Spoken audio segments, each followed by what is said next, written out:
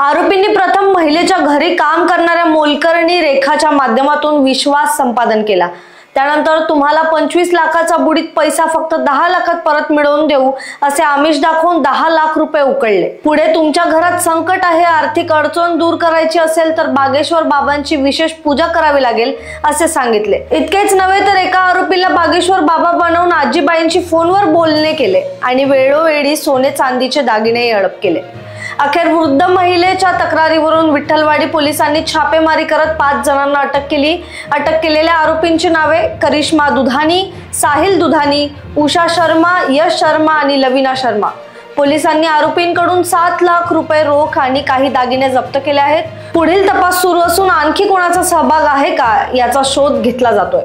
Okay, या संदर्भात Vitthalwadi police station या ठिकाणी 11 तारखेला गुन्हा दाखल करण्यात आलेला आहे। 70 वर्षाच्या महिला फिर्यादीने तक्रारी दिली की 2023 पासून ते 11/11/2025 पर्यंत त्यांची फसवणूक होत होती।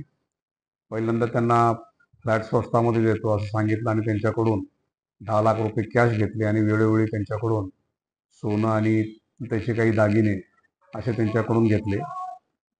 त्यानंतर तुमच्यावरची जी पीडा आहे, जे काही संकट आहे ते दूर करण्यासाठी पूजापाठ करावा लागेल असं सांगून त्यांची फसवणूक करून त्यांच्याकडनं सोनं, चांदी आणि पैसे असे घेऊन एकूण 24 लाख रुपयाचं त्यांची फसवणूक करण्यात आली होती। त्याप्रमाणे गुन्हा दाखल करण्यात आला होता।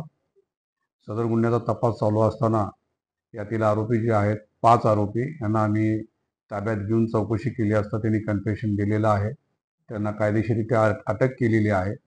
21 तारखेपर्यंत त्यांचा PCR आहे। तपासादरम्यान त्यांनी 7 लाखाचं जे काही त्यांनी घेतलेले फसवणूक केलेले जे सोनं आहे ते आम्हाला परत केलेलं आहे। पुढील तपास सुरू आहे।